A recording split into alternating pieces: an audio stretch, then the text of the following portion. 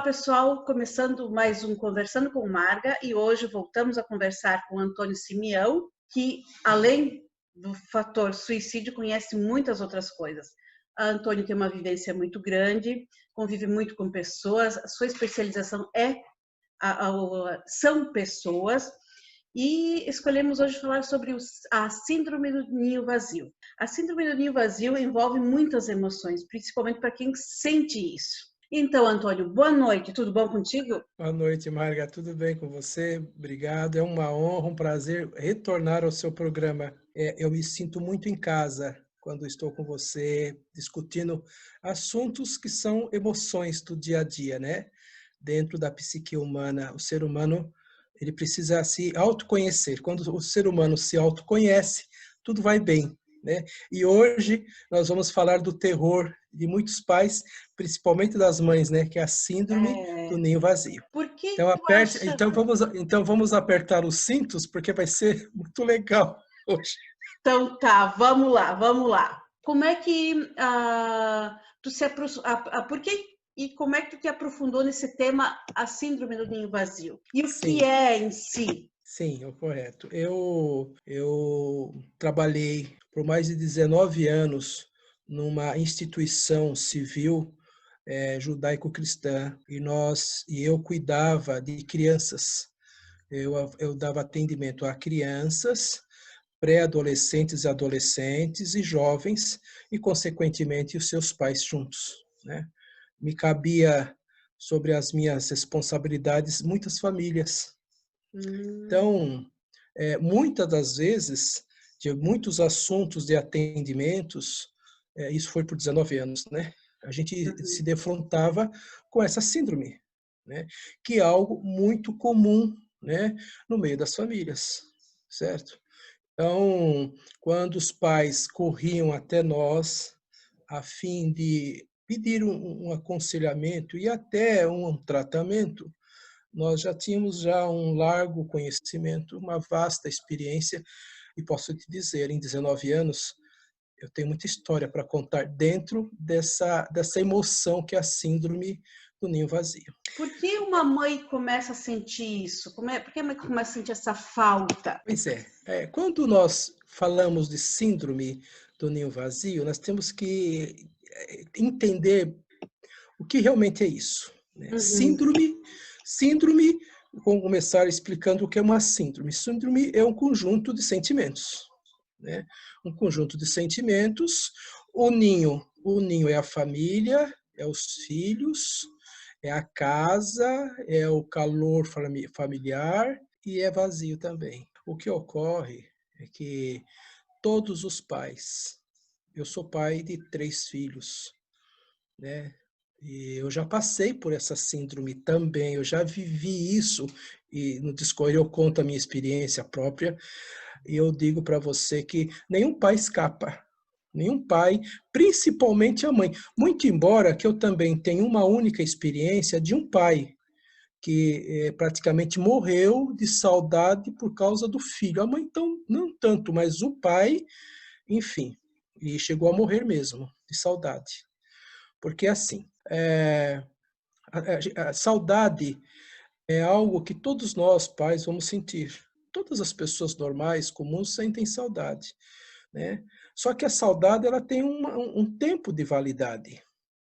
É um período de dias, de semanas, e depois o próprio inconsciente, o seu próprio eu interior vai dando cuidado disso, isso vai se dissolvendo, e você vai tendo resiliência e vai seguindo a vida.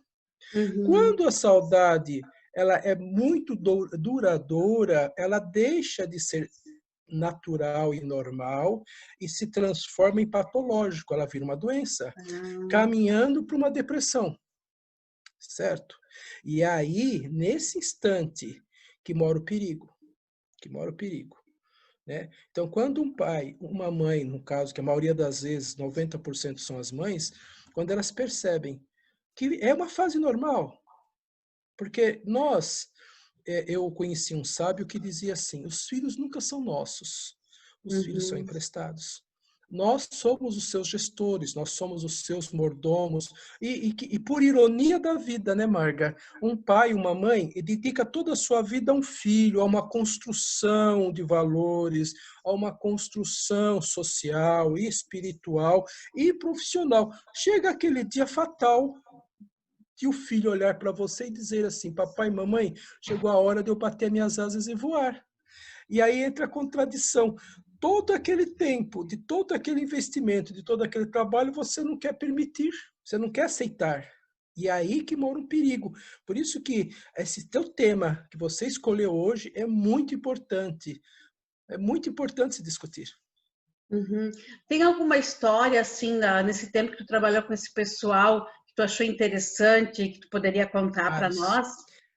Eu vou citar pelo menos uns 2 ou 3, são milhares, mas casos assim de absurdos, tá? De a mãe, no dia da lua de mel, ir com o filho e a esposa, ela foi junto. E alugaram um quarto e a parede meia com a mãe, né? Esse é o caso. Eu conheci, deu trabalho isso.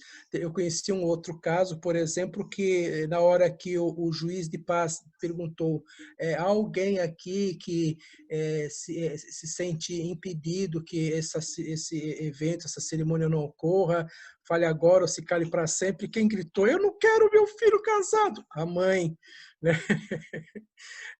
Parece engraçado hoje, mas Sim. imagina o susto, né? E também você tem o lado mais triste, né? Porque assim, nós falamos do que é belo e do que é natural e normal, é a partida do filho que vai cuidar da sua vida. Uhum.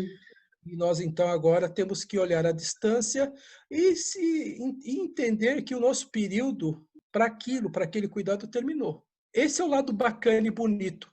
Mas e aqueles casos que o filho partiu e realmente partiu fisicamente?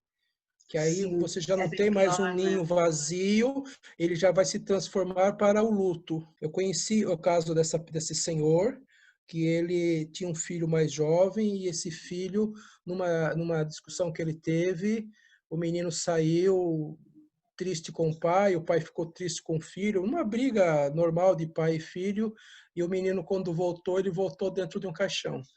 Bah, aí é complicado. E esse pai, que era um homem saudável, que tinha uma vida plena, uma saúde, uma condição financeira e social muito boa, ele entrou numa depressão, porque o que ocorre? Eu fui o culpado.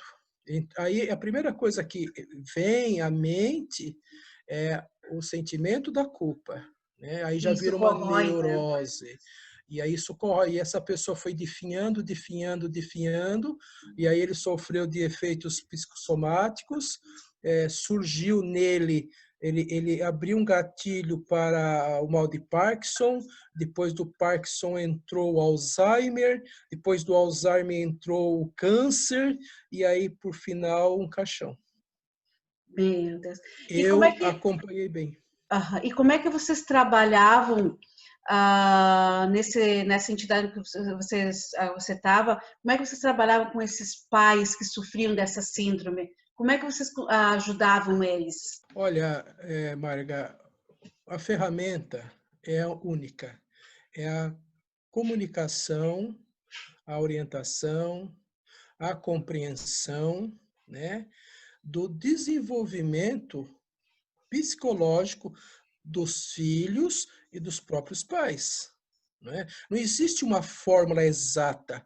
O que existe é trazer aquelas pessoas, os envolvidos, a razão da compreensão do que é natural e o que é normal numa vida saudável de uma família. Uma família saudável, ela tem esse momento, o momento da partida, né? Sim. E isso, todos nós, como pais, não está preparado. Porque a gente, às vezes, se sente até meio traído, entre aspas, porque como pode? Eu dediquei toda a minha vida a você. De repente, você pega a tua mala e está indo embora. Mas, mãe, estou indo trabalhar fora, estou indo estudar fora do Brasil, vou me casar. Você não trabalhou para isso? Eu perguntava para os pais. Vocês não trataram a terra? Vocês não limparam, arrancaram os toquinhos, semearam, regaram, cuidaram das pestes, das pragas? Olha a sua árvore, que é a sua descendência dando fruto. E agora você não deixa o fruto produzir? Então, é a questão da conscientização. A conscientização dentro de uma norma racional, de um conjunto de pensamentos, tentando trazer aquelas pessoas para a razão. Simplesmente, somente isso. E assim, é um trabalho que pode ser feito ajudando as pessoas a se prepararem para isso, né? Também. Sim, Sim. Você acha assim que a partir de que momento um pai, uma mãe devem se preparar para passar melhor, com menos traumas por esse momento? Olha, honestamente, é assim. Eu falo da minha experiência. Normalmente os pais vão procurar uma ajuda e para esse tipo de situação, Marga, é preciso procurar um profissional, é preciso procurar ajuda, na maioria das vezes. A não ser que a pessoa está muito bem centrada, né? Está bem preparada, mas nesse mundo tão atribulado que nós vivemos, eu não sei se essa emoção ela é tão sólida, tão firme por parte daquele. Mas a minha compreensão é assim, hoje, tá? Uhum. É desde que a criança começa a andar. Porque enquanto o teu filho não sabe andar, você leva ele para qualquer lugar. No momento que aquela criança começou a dar os primeiros passos, você já tem que pensar que ali começa o início da partida. Parece estranho, mas ele é meio abstrato, mas é isso. A partida começa nos primeiros passinhos, porque é os mesmos pés que começaram a andar serão os mesmos pés que vai colocar a mochila nas costas e vão sair pela porta fora. Com Sabe? certeza, com certeza. Eu quero Antônio, contar minha experiência só rapidinho para você, senão eu isso, esqueço. nosso tempo está terminando. Conta aí. O meu filho, eu tenho um filho, eu falei, tenho 3 filhos. Meu filho mais velho, hoje ele é casado, me deu um neto lindo, vai fazer 2 aninhos agora, uma nora. Tem outro filho que é solteiro ainda, não se decidiu, mas esse meu filho, quando tinha 18 anos, hoje ele tem 30. Ele tinha 18, chegou para mim e falou assim: pai, eu quero te avisar que daqui a um mês eu vou embora de casa. Aquilo para mim foi um choque. Eu quase desmaiei na cadeira. Eu olhei para ele e falei: filho, mas eu não sou um bom pai. Foi a minha primeira reação. Mas eu não sou um bom pai, filho. Eu não sou teu amigo. Eu falei: pai, eu tenho que ir embora. Eu preciso, pai, quebrar a cara. Você não me deixa quebrar a cara. Eu preciso aprender a quebrar a cara. Ele alugou um apartamento, ele mobiliou o apartamento, e no dia da sua mudança eu fui atrás, ele foi atrás do caminhão da mudança, ele tinha uma moto, eu fui atrás, eu fui no volante chorando. Eu não aceitava, aquilo para mim era o fim do mundo. Mas quando eu ajudei a descer a mudança dele, que eu olhei para ele, eu lembro bem assim, falei: filho, o teu quarto está em casa, a tua cama está em casa, a família está em casa. No dia que você quiser voltar, volte. E fui para casa. A minha angústia durou 1 ano. No final de 1 ano, eu nunca, depois, não cobrei, sempre estava junto para ver se estava bem. Depois de 1 ano, me toca o telefone, era ele: pai, eu queria te pedir uma coisa. Eu falei: fala, filho, eu posso voltar? Eu falei: ué, por quê, filho? Porque eu morro de saudade de vocês, eu morro de saudade de você. Deixa eu voltar. Eu conto isso, é uma experiência ímpar, sabe? Então, Com certeza. todos nós, quando encontrarmos com essa situação, se não der conta de fazer isso voltar ao equilíbrio, precisa procurar um profissional para ajudar. Com certeza. Antônio, muito legal a tua história, muito legal a tua contribuição. Te agradeço. A gente vai ter mais conversas aqui no nosso programa. Obrigado. É E um eu quero, prazer estar com você. com certeza, dar um tchau, que agora nosso tempo terminou. Tudo de bom. Tchau, Para ti tchau. também. Tchau, tchau.